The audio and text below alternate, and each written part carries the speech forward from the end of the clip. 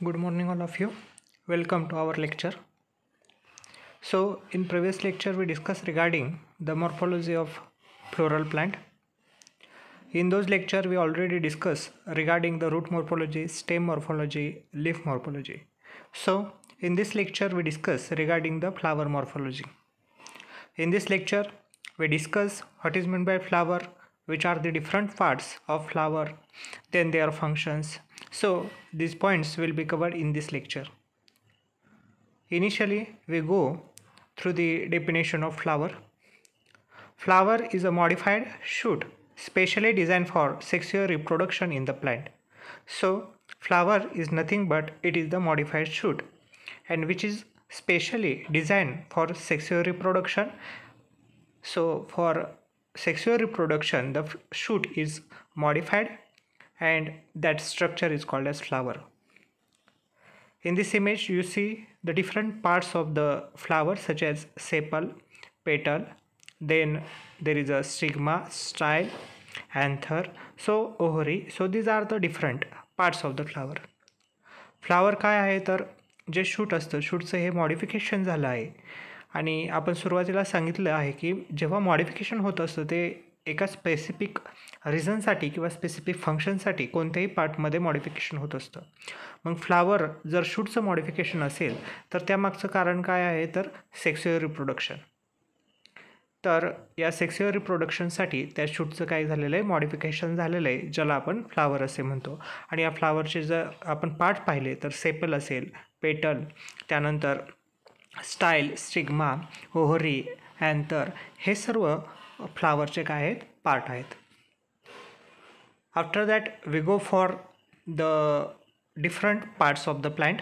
First of all we go through the pedicel. Pedicel is nothing but it is the part by which the flower is connected to the shoot system or stem. तर pedicel म्हणजे काय की या इमेजमध्ये तुम्ही पाहू शकता की pedicel हे नोट केलेलं आहे. तर पेडिसेल ज्याला आपण मराठीमध्ये देठ असे म्हणतो की असा पार्ट ज्याने ते फ्लावर त्या स्टेमला काय केलेलं असतं कनेक्टेड असतं. तर अशा प्रकारचा जो पार्ट असतो त्याला आपण पेडिसेल असे म्हणतो. तर ज्या फ्लावरला पेडिसेल आले त्याला आपण पेडिसिलेटेड फ्लावर असे म्हणतो आणि ज्या फ्लावरला हा पेडिसेल नसतो त्याला आपण नॉन पेडिसिलेट किंवा सेसाइल फ्लावर असे म्हणत असतो. तर हे पेडिसिलेट किंवा नॉन पेडिसिलेट हे कॅटेगरायझेशन कशावर डिपेंड आहे की त्या फ्लावरला पेडिसेल म्हणजे देठ आहे का नाही. जर त्या फुलाला देठ असेल तर त्या फुलाला आपण पेडिसिलेट म्हणतो. तर जर त्या फुलाला देठ नसेल तर त्याला आपण नॉन पेडिसिलेट असे म्हणतो. Next part is thalamus. In this image you can easily seen which is the thalamus. So this is the thalamus. This swollen or this swollen part of the plant is called as thalamus, which is connected after the pedicel and in which all the parts are inserted. तर हा जो फुगीर part आहे जो pedicel नंतर येतो आणि ज्या पार्टमध्ये हे वरील सर्व पार्ट असतात ते इन्सर्ट असतात त्या पार्टला आपण थॅलॅमस असे म्हणतो. त्याला अजून एक नाव आहे त्याला आपण रिसेप्टॅकल असे सुद्धा म्हणतो. तर हा रिसेप्टॅकल असेल किंवा थॅलॅमस असेल हा फ्लावरचा महत्त्वाचा पार्ट आहे. Next part is a bract. In this image this is the flower of bougainvillea ज्याला आपण कागदी फुलं असे म्हणतो. तर त्याचं तुम्ही जर फ्लावर व्यवस्थित पाहिलं तर हा जो ब्रॅक्ट आहे तर ब्रॅक्ट काय आहे हे एक प्रकारचं ल्यूज असतं, स्पेशल ल्यूज असतं ज्याच्यावर काय असतं कोणतेही फ्लावर एक किंवा एकापेक्षा जास्त फ्लावर काय असतात अराईज असतात आणि त्याला आपण ब्रॅक्ट असे म्हणतो. म्हणजे हे रेड कलरचं असेल किंवा हे गुलाबी कलरचं जे सरफेस आहे आणि ज्याच्यावर हे फ्लावर अटॅच असतं तर त्या सरफेसला किंवा डाऊनवर्ड सरफेसला ज्याच्यावर हे फ्लावर चिकटलेलं आहे त्याला आपण ब्रॅक्ट असे म्हणतो. So bract it is a special leaves from the axil of which one or more flowers arises. ते जसं आपण फ्लावरचे डेफिनेशन पाहताना बघितलं की फ्लावर हे शूटचं मॉडिफिकेशन आहे त्याचप्रमाणे हे लीव्जचं मॉडिफिकेशन हे ब्रॅक्ट आहे. तर याच्यावर एक किंवा एकापेक्षा जास्त फ्लावर काय असतात अटॅच असतात. तर ज्या फ्लावरला ब्रॅक्ट असतं त्याला आपण ब्रॅक्टिएट फ्लावर म्हणतो आणि ज्या फ्लावरला ब्रॅक्ट हे नसतं त्याला आपण इब्रॅक्टिएट असे म्हणतो. So this categorisation is also based on the availability of the bract. If the flower has bract, that flower is called as bracted flower. If there is a no bract or bract is not available, then that flower is called as ebracteate. After that, whorls of flowers. So floral whorls means the modified circles of leaves produced in the flower. तर words ज्याला म्हणतो हे काय आहे, फ्लावरचे जे different circles असतात, जे लिफचे modification आहे, तर या सर्कलला आपण फ्लोरल वर्ड्स असे म्हणतो. There are 4 words of flower such as calyx, corolla, androecium and gynoecium. So whorls are nothing but these are the parts of the flowers, and these parts are called as whorls because these parts are arranged in circular form or circular phenomenon. So due to this, that parts is called as whorls of flower. So there are 4 whorls of flowers such as calyx, then corolla, androecium and gynoecium. Individually, calyx is called as sepals. Petals are called as individual corolla is called as petals. Androecium is the male gamete or male reproductive part of the flower and gynoecium is the female reproductive part of the flower. तर हे जे 4 part आहेत, calyx असेल, Corolla असेल, androecium असेल आणि gynoecium असेल, तर हे 4 जे पार्ट आहेत ते फ्लावरचे महत्त्वाचे पार्ट्स आहेत, ज्याला आपण वर्ड्स ऑफ फ्लावर असे सुद्धा म्हणतो. तर कॅलिक्स ज्याला इंडिव्हिज्युअल आपण सेपल्स म्हणतो, तर करोला याला आपण इंडिव्हिज्युअली पेटल्स म्हणतो. म्हणजे जो सेपलचा जो बंच असतो किंवा सेपलचा ग्रुप असतो त्याला आपण कॅलिक्स म्हणतो आणि पेटलला कलेक्टिव्हली आपण काय म्हणतो, करोला असे म्हणत असतो. तर अँड्रोशियम हा मेल गॅमेटोफाईट आहे आणि गायनोशियम हा फिमेल गॅमेटोफाईट आहे. कारण आपल्याला माहिती आहे सेक्स्युअल रिप्रोडक्शनसाठी तिथं मेल गॅमेट ॲज वेल ॲज फिमेल गॅमेट म्हणजे मेल रिप्रोडक्टिव्ह पार्ट आणि फिमेल रिप्रोडक्टिव्ह पार्ट किंवा ऑर्गन असणं गरजेचं असतं. त्याचमुळं फ्लावरमध्ये सुद्धा मेल रिप्रोडक्टिव्ह पार्ट असतो, फिमेल रिप्रोडक्टिव्ह पार्ट असतो. जो अँड्रोशियम आहे त्याला आपण मेल रिप्रोडक्टिव्ह पार्ट आहे, तर गायनोशियम हा फिमेल रिप्रोडक्टिव्ह पार्ट आहे. Then we go to the types of flower. So there are different types of flower such as complete flower, incomplete flower, bisexual flower, unisexual flower. So these are the categorization of the flower which based on words of flower or that parts of flower. So initially I described there is a main 4 part of the flower such as calyx, corolla, then calyx, corolla, then androecium and gynoecium.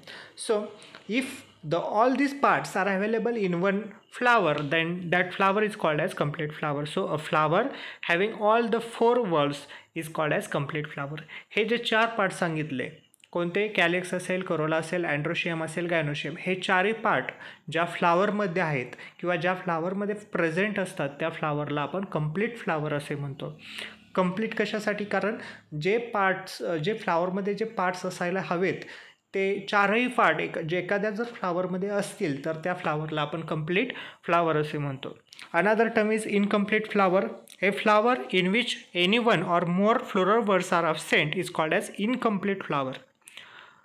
So incomplete it means when one or more words or parts are absent in some flowers, then that flowers is called as incomplete flower. जर एकापेक्षा जास्त म्हणजे जे 4 part सांगितलेत, समजा एखाद्या फ्लावरमध्ये androecium नसेल तर त्याला आपण इनकम्प्लीट म्हणू. म्हणजे या अर्थाने या 4 पैकी कोणताही पार्ट किंवा एकापेक्षा जास्त पार्ट्स जर त्या फ्लावरमध्ये अब्सेंट असतील तर त्याला आपण इनकम्प्लीट फ्लावर असे म्हणतो. Second, bisexual flower. Flowers having both the essential word is called as bisexual flower.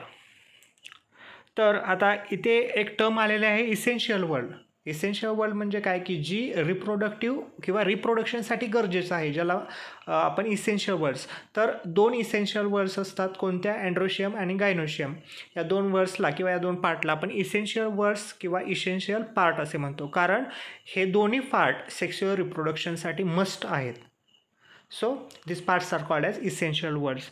So if the flower consist of both the gametes or both the words, essential words, then that flower is called as bisexual flower. तर essential word म्हणजे काय की जेव्हा जे 2 आपण 4 words पाहिले, कोणते? Corolla पाहिले, कॅलेक्स पाहिले, अँड्रोशियम पाहिले आणि गायनोशियम पाहिले. तर अँड्रोशियम आणि गायनोशियम असे 2 जे वर्ड्स आहेत त्यांचा रोल हा रिप्रोडक्शनमध्ये असतो आणि रिप्रोडक्शनमध्ये त्यांचा रोल असल्यामुळे आपण त्याला इसेन्शियल वर्ड असे म्हणतो किंवा इसेन्शियल पार्ट असे म्हणतो. तर एखाद्या फ्लावरमध्ये हे दोन्ही इसेन्शियल पार्ट असतील, दोन्ही म्हणजेच एखाद्या फ्लावरमध्ये अँड्रोशियम पण असेल आणि गायनोशियम पण असेल, तर त्या फ्लावरला आपण बायसेक्शुअल म्हणतो. तर जेव्हा तुम्ही हा वर्ड जर व्यवस्थित पाहिला तर तुमच्या लक्षात येतील की हा वर्ड जर आपण समजा डिसइंटिग्रेट केला, समजा दुभागला, तर त्यामध्ये आपल्याला बाय आणि सेक्शुअल, बाय म्हणजे बोथ आणि सेक्शुअल म्हणजे जर एखाद्या फ्लावरमध्ये दोन्ही सेक्शुअल ऑर्गन्स असतील, मेल गॅमेट पण असेल, मेल ऑर्गन पण असेल आणि फिमेल ऑर्गन पण असेल, ज्याला आपण अँड्रोशियम म्हणतो आणि गायनोशियम, जर दोन्ही अँड्रोशियम पण असेल आणि गायनोशियम पण असेल तर त्या फ्लावरला आपण बायसेक्शुअल फ्लावर म्हणतो. After that unisexual flower.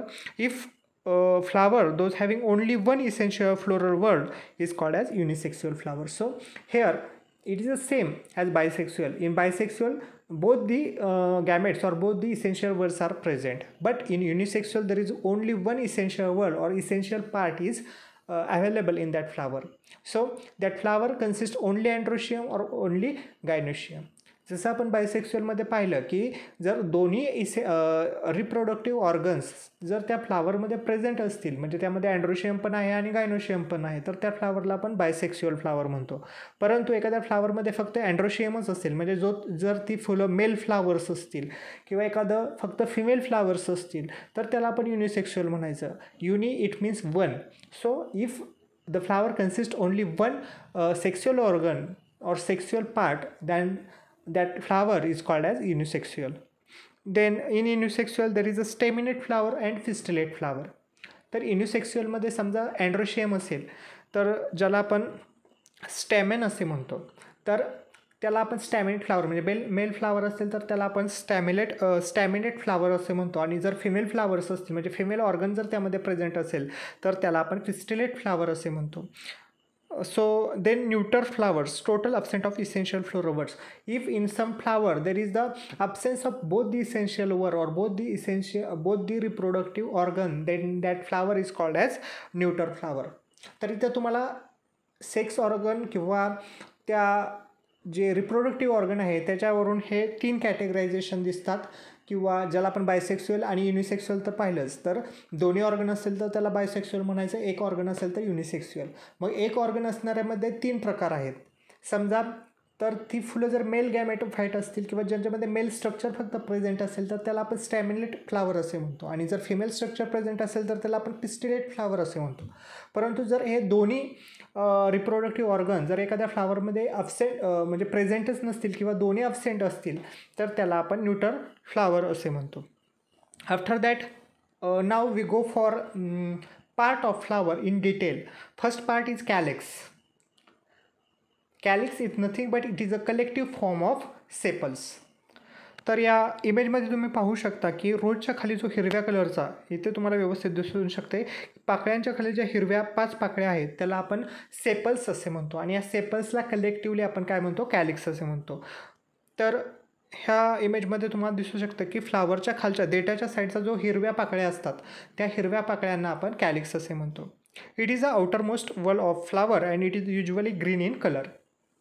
तर याला आपण सगळ्यात आउटरमोस्ट वल काय म्हणतो, कारण सगळ्यात बाहेरची जी साईड, बाहेरचं जे सर्कल असतं त्याच्यामध्ये कॅलेक्स असतात, त्याच्या आतमध्ये करोला ज्याला आपण पेटल्स असे म्हणतो, त्यानंतर त्याच्यामध्ये अँड्रोशियम आणि गायनोशियम अशी कोणत्याही फ्लावरचं जर तुम्ही डिसेक्शन केलं तर तुम्हाला हे 4 वर्तुळं किंवा 4 सर्कल, ज्याला 4 वर्ल असे म्हणतो, तर 4 वर्ल तुम्हाला दिसून येतात. तर आउटरमोस्ट वर्ल जो असतो तो कायम सेपलचा असतो, त्यानंतर त्याच्या आतमध्ये जो असतो तो असतो पेटल्सचा, त्यानंतर अँड्रोशियम आणि त्यानंतर गायनोशियम अशी त्या फुलांची संरचना असते. तर कॅलेक्स हा आउटरमोस्ट वर्ल असतो आणि जो मॅक्झिमम ग्रीन कलरचा असतो. काही अपवाद असे फ्लावर्स आहेत ज्याच्यामध्ये त्याचा कलर वेगळा असू शकतो, परंतु मॅक्झिमम जे फ्लावर्स असतील त्यांचं जे कॅलेक्स आहेत किंवा ज्याला आपण सेपल्स म्हणतो तर ते सेपल्स कशा असतात, ग्रीन कलरचे असतात.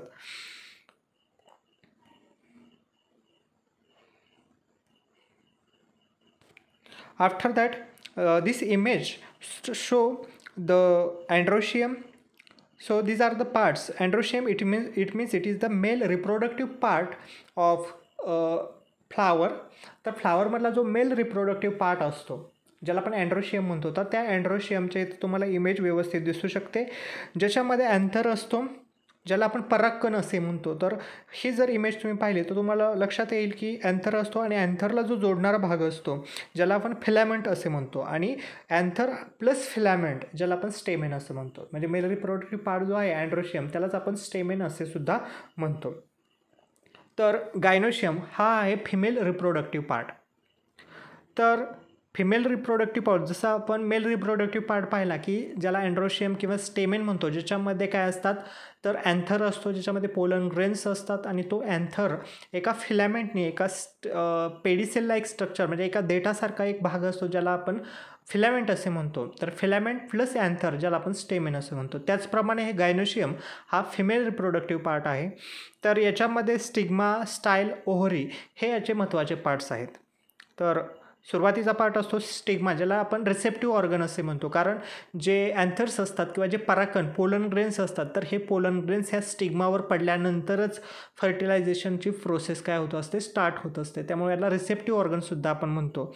आणि स्टिग्माच्या खाली स्टाईल असते आणि शेवटी जी ओव्हरी असते तर या ओव्हरीमध्येच एक सेल असतात आणि ज्या एक सेलबरोबरच जे पोलन ग्रेन्स असतात ते पोलन ग्रेन्स किंवा मेल गॅमेटोफाईट जे असतात ते मेल गॅमेटोफाईट्स ओव्हरीमध्ये जी एक सेल प्रेझेंट असते त्या एक सेलबरोबर ते काय करतात फर्टिलाइज होतात आणि एम्ब्रियो तयार होतो. म्हणजे जे सीड असतं ते सीड तसं तयार होतं.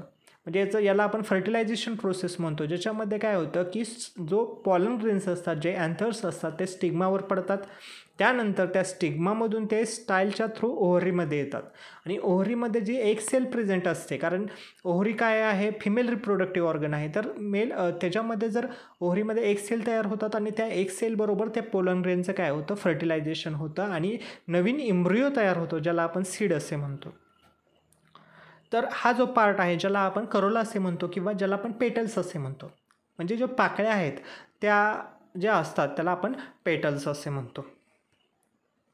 So petals, these are the parts of the flowers which have different color or a different color variation is present in petals. तर या petals आहेत. So this is the basic information of flower. The further or advanced information or detailed information which will we see in next lecture. In this lecture we only see the basic information regarding the flower, or in this lecture we only discuss regarding the parts of flower. So the detailed information regarding this flower will be discussed in next lecture. So now I am stop here. If you have any type of doubt and query regarding this lecture, please contact with me. Thank you.